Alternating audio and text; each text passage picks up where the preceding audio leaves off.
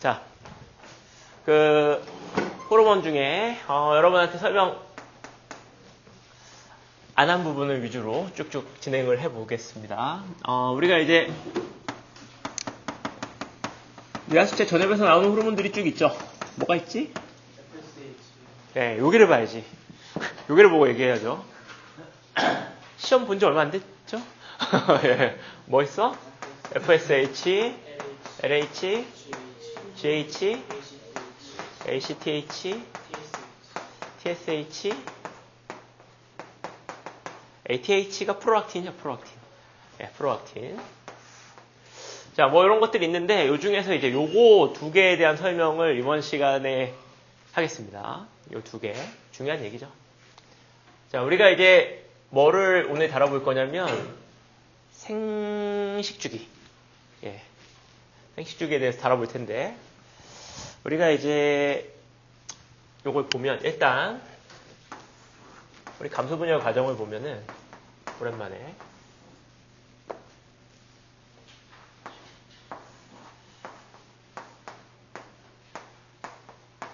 이게 이제 난자의 생성 과정입니다. 난자의 생성 과정.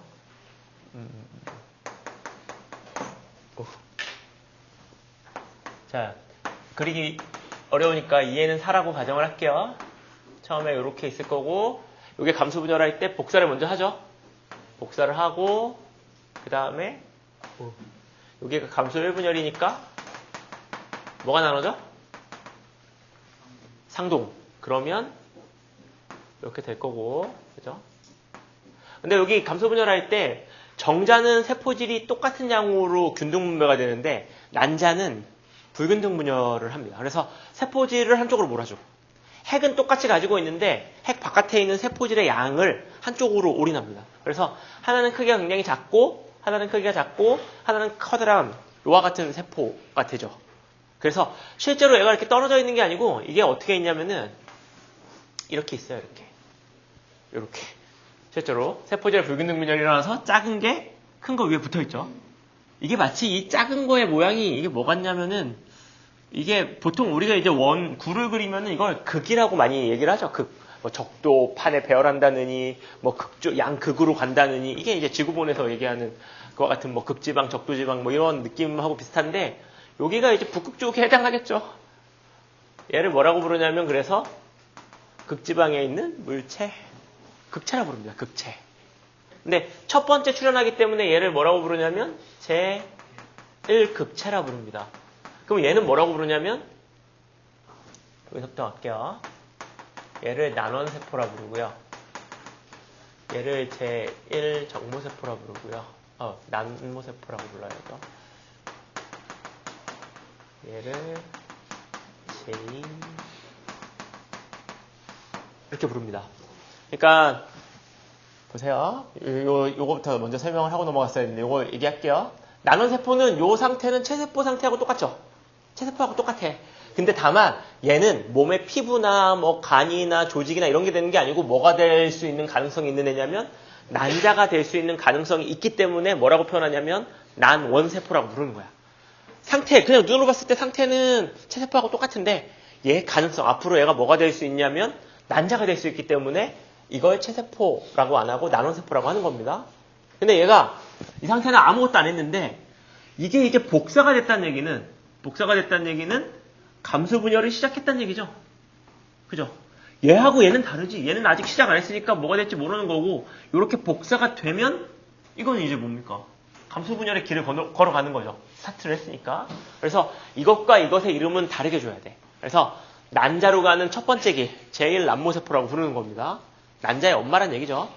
난모. 예, 난자 엄마. 첫 번째 난자 엄마. 이게 난자니까 이게 두 번째 남자 엄마겠죠. 첫 번째 엄마, 두 번째 엄마. 제1난모세포, 제2난모세포. 근데 여기서 이렇게 상태 변화가 될 때 상태가 변하면 명칭이 바뀌는 거야. 그치? 복사되기 전후 명칭이 바뀌었죠. 그 다음에는 뭐가 돼야 되냐면 감소 분열을 해야 되니까 다시 명칭이 바뀔 겁니다. 제1난모, 제2난모. 그치? 근데 제2난모 세포가 될 때 감소 1분열이 일어납니다. 그래서 제1난모 세포에서 제2난모 세포가 될 때 염색체 수가 반으로 줄는 거죠.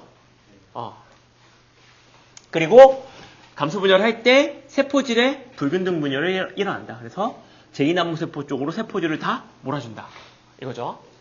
그리고 이게 감수 2분열 하면 감수 2분열 때는 뭐가 나눠져요? 요게 이렇게 1분열 때 나눠졌으면 2분열 때는 요게 이렇게 나눠지는 거죠. 염색 분체가. 그러니까 뭐가 되는 거야? 이렇게 되겠죠. 얘는 뭐가 되냐면은 제3남모세포가 아니고 얘는 난세포입니다. 그냥. 난자죠, 난자. 되는 거죠. 근데 여기 보시면 이 일극체가 이것도 분열을 합니다. 왜냐하면 핵을 가지고 있기 때문에 핵 분열을 하죠. 분열하는데 자그만 게 분열하면 당연히 작은 거 두 개가 되겠죠. 얘를 뭐라 부르냐면 얘가 일극체였으면 얘는 뭐겠습니까? 이극체, 그렇죠? 근데 이 제2남무세포 크게 컸잖아요? 이게 분열할 때 또 여기서 불균등 분열이 한 번 더 일어납니다. 그래서 작은 거 하나, 큰 거 하나. 이 큰 거를 난세포라고 부르고 얘도 얘네들하고 동시대에 같이 출현하는 거잖아. 그러니까 얘네 세 개를 같이 제2극체라 부르죠. 실제로 보면은 이것도 어떻게 생겼냐면은 진짜 올망조망하게 생겼어요. 이렇게 있어요. 이렇게. 제2극체들이 실제로 이렇게 있습니다. 난자가 있고 제2극체가 있고 이렇게 되는 거예요. 그리고 요거에 대한 상태 설명 먼저 하고 이게 어떤 호르몬의 변화를 통해서 이와 같은 과정들이 유도되는지를 설명할 거야. 자, 이거 왜 설명했냐면은 이게 중요해요.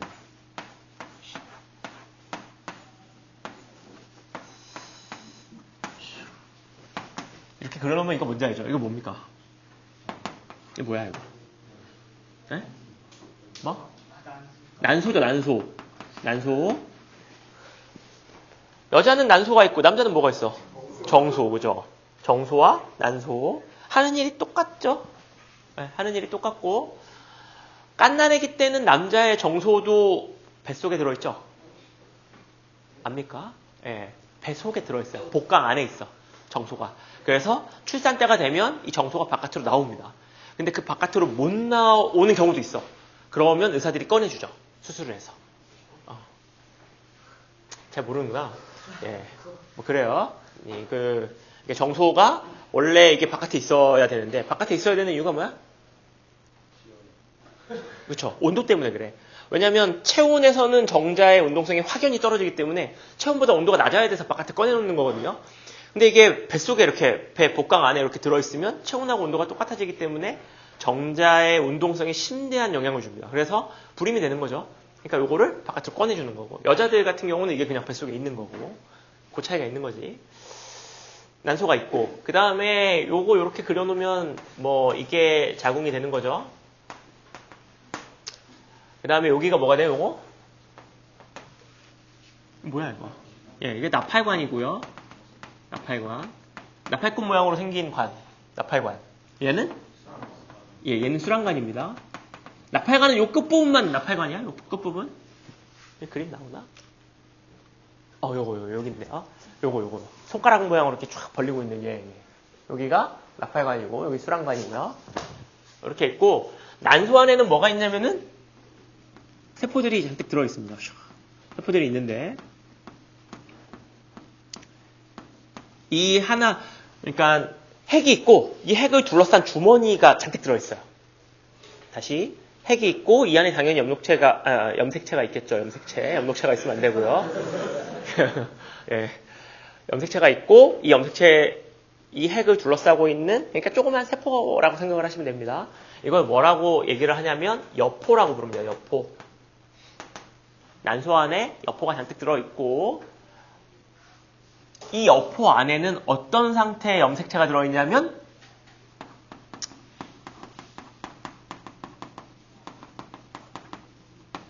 제1남무세포 전기 상태의 염색체를 가지고 있습니다. 여자애들은 태어날 때 난원세포를 가지고 태어나는 게 아니고 제1남모세포를 가지고 태어납니다. 그러니까 무슨 얘기냐면은 여기서부터 시작하는 거예요. 여기서부터. 엄마 뱃속에서만 난원세포를 가지고 있어. 사람의 경우. 그래서 엄마 뱃속에서 뭐를 하는 거냐면은 DNA 복제를 다 해서 오는 거죠.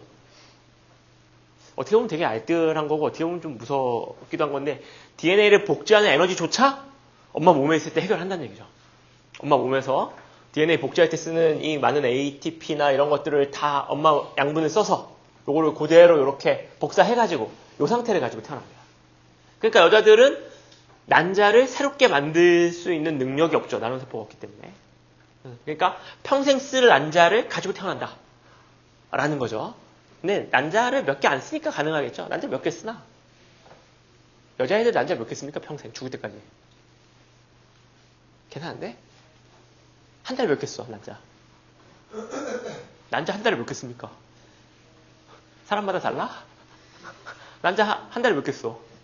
한 달에 한 개 쓰죠? 한 달에 한 개밖에 안 쓰지? 그럼 1년에 12개 쓰는 거죠? 그러면은 난자가 나오는 기간이, 즉 가임 기간이 몇 년이나 되지? 대충?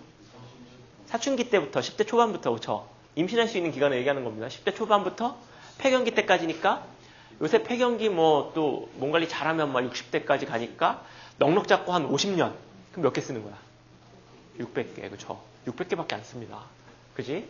근데 보통 태어날 때 10만 개 조금 안 되게 갖고 태어나요. 그러니까 뭐 쓰고 남을 만큼 충분하죠. 남자애들은 이게 되냐? 남자애들은 한 번 사정할 때 보통 한 1억 5천 개 정도의 정자를 쓰는데 평생 내가 쓸 정자를 갖고 태어난다. 그럼 많이 아껴 쓸 수 있겠지만 그런 게 아니죠. 어떻게 될지 모르기 때문에 남자애들은 정원세포를 가지고 태어나야지. 그래서 정자를 계속 만듭니다. 남자 정자의 수명은 보통 3주를 넘어가지 않아요. 3주 정도 되면 안 쓰면 알아서 빠집니다. 그게 이제 사춘기 때는 몽정의 형태로 빠지는 거고, 그렇지 않으면 그냥 아무 꿈 안 꾸고도 그냥 사정하는 경우도 많아요. 그러니까 정소 안에 여러 가지 기관 중에 정자를 저장하는 기관이 있는데 거기에 정자가 꽉 차면 그냥 배설합니다. 그리고 새로 만들죠. 여자랑은 좀 다르죠. 근데 여기서 중요한 거는 제1남모세포 전기, 그러니까 감수 1분열 중간에서 딱 멈춰 있다는 얘기죠. 이 봉인을 언제 풀어주냐면 사춘기가 돼서 호르몬의 변화가 생기면 이 봉인이 풀립니다. 자, 여기 보시면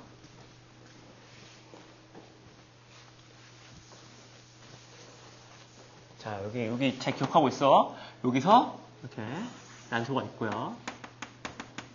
난소와 난자는 다르죠? 많이 다르지? 난소는 기관이죠? 난자는 세포고. 네. 여기 여포가 이렇게 있습니다. 여포 이렇게 있고. 우리가 이제 시상하부에서 사춘기가 되면 GnRH라고 하는 호르몬을 분비합니다. GN은 고나도트로핀의 약자입니다. 고나도트로핀. 제가 프린트에 써놨으니까. 고나도는 뭐냐면은 생식샘을 얘기합니다. 생식샘. 그러니까 정소나 난소를 얘기합니다. 트로핀은 생식샘에서 분비하는 호르몬. 그러면 RH니까 생식샘 분비 호르몬 방출 호르몬이죠. 그치? 네. 그래서 요거를 분비해. 그럼 또 누가 묻죠? 사춘기를 어떻게 알고 GnRH를 분비하나요? 질문이 이상한 거지. GnRH를 제대로 분비할 때가 사춘기인 거죠. 사춘기를 알고 분비하는 게 아니고 이게 분비되면 사춘기지. 빨리 분비되면 사춘기가 빨리 오는 거고, 그렇지 않으면 뭐 늦게 오는 거고, 그렇게 되는 거죠. 그러면 분비가 되면 야스제 전엽에서 뭐가 분비가 되냐면 FSH와 LH를 분비합니다.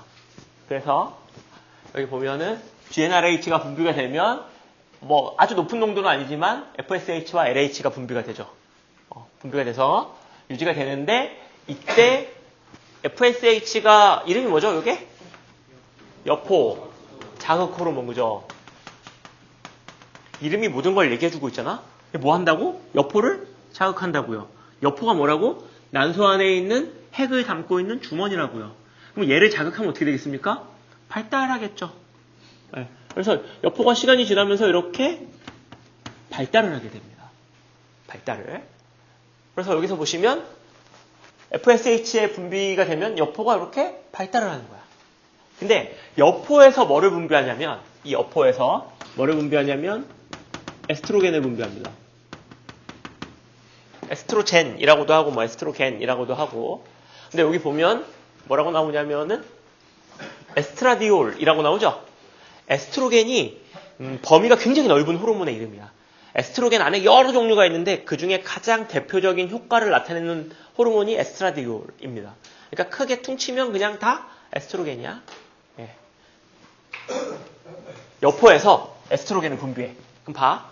처음에 이거 분비가 돼서 이게 나오면 얘가 여포를 자극해서 점점 발달을 하면 여포에서 만들어지는 에스트로겐의 양도 점점 증가하겠죠. 그지? 그러니까 여기서 보시면 여기서 LH가 나오고 여포가 점점 자람과 동시에 에스트로겐이 점점 많이 나오는 거 볼 수 있죠. 그죠? 에스트로겐이 뭐를 하냐면 자궁벽을 두껍게 만들어주는 역할을 합니다. 자궁벽의 비후. 자궁벽이 두꺼워진다는 얘기는 막 근육처럼 살덩어리가 늘어난다는 얘기가 아니고 혈관 시스템이 굉장히 많이 발달한다는 얘기입니다. 왜 혈관이 발달해야 되냐면 자궁벽에 뭐를 할 거니까. 착상을 할 거니까. 착상은 뭡니까? 정자와 난자가 만난 수정란이 달라붙어서 양분을 얻어내야 되니까 혈관이 잘 발달해야죠. 그지? 정자와 난자는 어디서 만나지? 네, 여기서 만납니다. 정자가 여기까지 오는 거죠, 이렇게. 좀 이따 설명하고. 자, 그래서 이렇게 에스트로겐이 증가합니다. 여기까지는 뭐 어렵지 않죠? FSH 나와서 여포를 자극해서 여포가 커지면서 점점 에스트로겐이 많이 나온다. 근데 에스트로겐의 농도가 피크를 찍으면 이렇게 쫙 올라가면 일정 농도를 넘어서면 에스트로겐이 뭐를 할 수 있냐면 뇌하수체 전여부에 자극해서 LH의 분비를 촉진합니다. LH의 분비를 촉진해. 그러니까 여기 봐봐. 여기 피크 찍고 나서 약간의 시간 텀을 두고 LH가 피크를 찍죠. 자, 그러면 이 LH는 이름이 뭐지? 황체 형성 호르몬. 이름이 모든 걸 얘기해주고 있습니다. 황체는 뭐냐? 자, 그러면 여포 안에 뭐가 있다고 그랬냐면 이걸 담고 있는 이 염색체를 담고 있는 핵을 가지고 있다고 그랬고 그 다음에 요거 설명 안 했네요. FSH가 분비가 되면 이제 뭐가 되냐면 이 상태가 여포라 그랬죠. 여포가 발달하면서 FSH가 나와서 여포가 발달하면서 감수 1분열이 끝납니다. 그러니까 이 안에는 뭐가 있는 거냐면 요런 염색체를 가지고 있는 핵이 들어있는 거죠. FSH가 나와서 이거 발달하는 과정에서 감소 1분열이 끝나요. 그래서 이렇게 상태가 되고 근데 황체는 뭐냐면요. 여기 보시면 안에 알맹이가 있으면 여포라 부르고 이게 빠지면 뭐가 되는 거야? 황체가 되는 거야. 이 안에 그 염색체를 갖고 있는 이 핵이 있으면 여포라 부르고 이게 없어져서 그냥 누런색 물체가 되면 황체가 됩니다.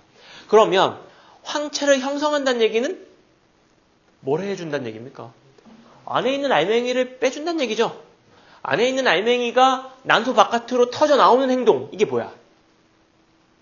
이게 배란이죠. 이게 배란. 그러니까 황체를 형성한다는 얘기는 다른 말로 얘기하면 배란을 촉진한다는 얘기입니다. 그래서 여기서 알맹이가 뽕 튀어나오는 거예요. 이게 배란이다.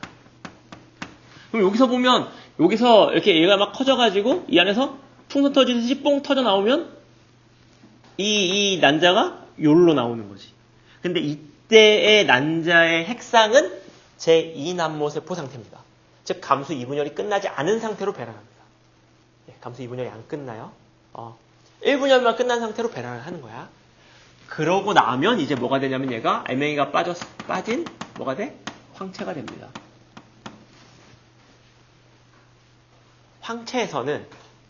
황체는요 색깔만 누리끼리 한 게 아니고 이게 이제 뭐를 할 수 있게 해주냐면 이게 이제 그 형질세포로 전환하는 것처럼 호르몬을 만들어서 분비할 수 있는 세포로 바뀌는 거야. 세포의 분화가 일어나는 거예요. 황체로 바뀌는 건 분비가 이제 원활해집니다. 그럼 뭘 분비하냐면 에스트로겐과 프로게스테론을 분비하게 됩니다. 근데 이 황체가 유지가 되려면 뭐가 계속 나와줘야 되냐면 이 LH가 계속 분비가 돼야 에스트로겐과 프로게스테론이 계속 나올 수 있는 황체가 유지될 수 있어. 여기까지 됐어? 자, 에스트로겐과 프로게스테론은 그럼 뭘 하냐? 황체가 만들어지면서 에스트로겐과 프로게스테론 많이 나오는 거 보이죠? 이 두 개가 동시에 나와야 에스트로겐이 만든 자궁벽의 두께는 요 정도죠. 원래 상태가 요만큼이니까 요 정도지만 이 두 개가 동시에 나오면 훨씬 더 두꺼워질 수 있습니다. 자궁벽을 훨씬 더 두껍게 만들 수 있어. 착상의 준비가 다 끝나는 거죠. 이 두 개가. 그러면서 이 두 개의 높은 농도가 뭐를 하냐면 에스트로겐은 뇌하수체 전엽을 자극해서 이거의 분비를 촉진시켰지만 이 두 개의 농도가 동시에 높으면 뇌하수체 전엽을 억제해서 이 두 개의 농도를 낮춥니다. 그래서 여기 보시면 두 개가 높을 때 LH와 FSH의 농도가 급격히 낮아지는 거 볼 수 있죠. 이게 왜 그래야 되지? 왜 그래야 될까요, 이거? 네? 그렇지.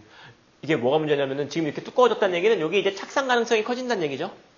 근데 착상을 했어, 이게. 이렇게 착상을 했는데, 그래서 애가 막 자라고 있는데, 새로운 여포가 다시 자극받고 또 배란이 되게 만들면 어떻게 되는 거야? 이게 3개월짜리, 쌍둥이가 아니지. 3개월짜리 애기인데 그 옆에 한 달짜리 애가 있고 또 그 옆에 2주짜리 애가 있고 또 그 옆에 1주짜리 뭐 이렇게 될 수 있는 거죠. 이거는 같이 죽자는 얘기죠. 이 안에 공간이 막 교실만 하면 뭐 10명이든 100명이든 상관없는데 이게 공간이 작고 그 다음에 양분을 줄 수 있는 그게 한정적인데 거기서 계속 사람이 붙으면 다 같이 죽는 거잖아. 그러니까 이거 막아야죠. 한 애가 다 클 때까지 다른 애가 또 생기는 걸 억제시켜줘야 됩니다. 그래서 이 두 개의 농도가 높을 때 뇌하수체 전엽을 억제해서 이 두 개의 양을 낮추면 새로운 여포가 자극받아서 커지는 일도 없고 배란되는 일도 없죠. 이 상태가 되는 거죠. 과학자들이 이걸 알아서 뭐를 하냐면 강제적으로 그러면 몸의 호르몬의 농도의 이 두 개를 높여놓으면 자궁벽이 두꺼워지면서 FSH와 LH가 억제되는구나. 그래서 배란이 안 되는구나. 이게 피임약의 원리입니다. 피임약은 이걸 먹는 거야, 이거. 이걸 먹으면 자궁벽이 두꺼워지는 건 부가적인 효과고 FSH와 LH를 억제하기 때문에 여포가 자라지도 않고 배란도 안 됩니다. 그래서 피임약을 제대로 복용을 하면 피임 성공률은 99.9%로 넘어갑니다. 근데 이제 이게 어려운 게 뭐냐면은 부작용은 없어요. 요새는 부작용 잘 없습니다. 부작용 잘 없는데 어려운 건 부작용이 아니고 호르몬의 농도를 내 몸의 피 속의 호르몬의 농도를 이 정도의 농도를 유지시켜 주려면 약을 꾸준히 먹어야 돼요. 매일매일. 똑같은 시간에. 근데 똑같은 시간에 약을 꾸준히 먹는 게 얼마나 힘든 일인지 여러분도 알 수 있죠. 비타민 매일 7시 반에 먹어라. 며칠이나 먹을 수 있을까요? 한 번도 안 까먹고. 이게 어려운 거야. 근데 잘 봐봐. 근데 이게 참 잘 따라와. 여기까지 뭔 소린지 이해됐죠? 근데 얘가 높아지면 이거 두 개를 억제한다 그랬죠? 근데 얘를 나오게 하는 게 황체고 황체를 유지하는 건 LH입니다. 근데 황체에서 나오는 얘가 많아지면서 이걸 억제해서 LH의 분비를 막아. 그럼 어떻게 돼? 점점 황체가 줄어들겠죠. 그럼 어떻게 되는 거야? 에스트로겐과 프로게스테론의 양이 점점 작아지겠죠. 얘가 굉장히 높은 농도로 유지됐을 때 자궁벽이 이만큼 두꺼워졌는데 이 농도가 내려가면 자궁벽을 두껍게 유지할 수 있는 원동력이 사라지죠. 그죠? 왜냐면 황체가 쪼그라드니까. 황체를 유지시켜야 되는 LH의 분비를 막으면서 황체가 쪼그라들기 때문에 이거의 양이 줄고 그러면 자궁벽의 두께가 얇아지면서 그럼 얇아진다는 얘기는 뭐야? 이만큼의 자궁을 유지하지 못하니까 이 벽이 쓸려 날아온다는 얘기죠. 이게 생리입니다. 생리는 피가 나오는 게 아니고 혈관 조각들이 나오는 거예요. 살덩어리들이. 그냥 빨갛게 보여서 피다 이러지만 그걸 이제 자세히 보고 현미경으로 보고 이러면은 혈관하고 살점들이 떨어져 나오는 거죠. 비유되는 두께가 다르기 때문에 생리의 양은 달라질 수 있는 거죠. 사람마다. 이해되겠습니까? 근데 임신을 하면 어떻게 되냐? 임신을 하면 왜 생리를 안 하냐? 거기에 대해서 설명을 드리면 임신을 한다는 얘기는 여기서 이제 수정란이 만들어지는 거죠. 여기서 수정란이 만들어져. 근데 수정란이 만들어질 때 여기 보면 우리가 지금 제2난모 세포 상태로 감수 분열이 아직 안 끝난 상태로 지금 배란이 됐죠? 우리 정자랑 만납니다. 정자가 이 안에 들어오는 게 신호가 돼. 들어오는 게. 그래서 정자가 들어와야 얘가 감수 2분열을 합니다. 그래서 얘가 뭘로 바뀌어? 난세포로 바뀌고 그러면 얘가 기다렸다가 이 둘이 융합합니다. 그러니까 정자는 사정할 때 이미 감수 분열이 다 끝난 상태지만 난자는 감수 분열을 1분열만 끝난 상태야. 그러니까 정자하고 만나지 않으면 그냥 이 상태로 끝납니다. 근데 정자하고 수정이 돼야 감소 이분열을 하면서 융합을 하죠. 그리고 이렇게 수정란이 만들어지면, 여기서 만들어지면 요게 이제 선모들이 있어요. 얘가 못 움직이니까. 이 선모들이 얘를 떼굴떼굴 굴려가지고 자궁벽에 갖다 줍니다. 선모들이 열심히 이렇게 잔털들이 얘를 막 이렇게 굴려가지고 얘를 떼굴떼굴 굴려서 여기까지 가는 거죠. 여기서 여기까지 오는데 일주일 정도 걸리죠. 그때 얘한테 양분을 공급해주는 애가 아무도 없기 때문에 일주일을 먹고 살 양분을 비축하는 거고, 그게 붉은등 균열을 하는 이유죠. 세포질을 한쪽으로 몰아주는 이유입니다. 일주일 동안 먹고 살 양분이 필요하기 때문에. 정자는 양분을 많이 가지면 어때? 이동에 제한이 있습니다. 어디서? 여기서부터 시작해갖고 여기까지 가야 되니까. 그래서 정자는 양분을 하나도 갖고 있지 않아. 정자 양분은 누가 제공해주냐면 정액이 제공합니다.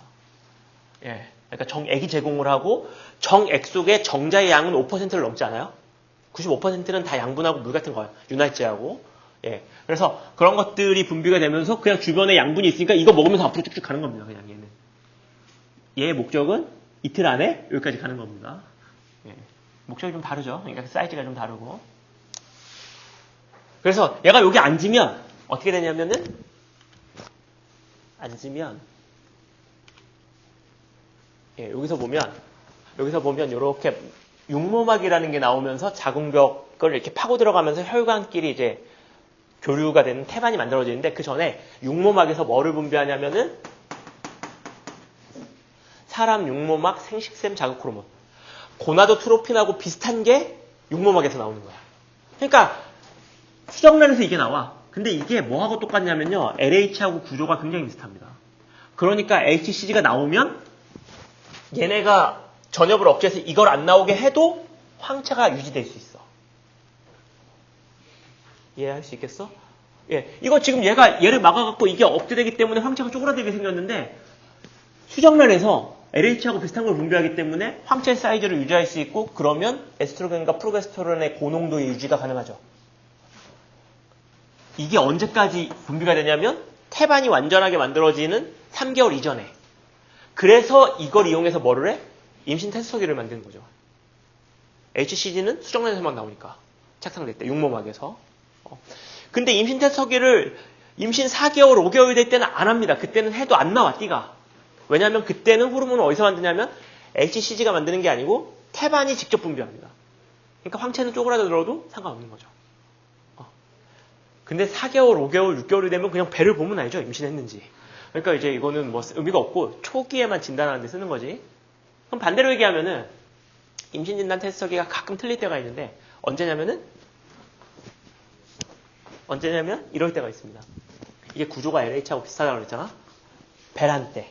딱 배란인 날 어떻게 잘 테스트하다 보면 임신이 아닌데 두 줄이 뜨는 경우가 있어요. 잘 생각을 해봤을 때 임신될 리가 없는데 이러면 며칠 있다가 한번 더 해보시면 잘하면 아닐 수도 있습니다. 예, 아니면 뭐 그때도 두 줄이면 이제 받아들이시면 되고 그런 거죠. 네. 이게 이제 우리가 알아둬야 될 LH와 FSH의 어떤 작용들인 거죠.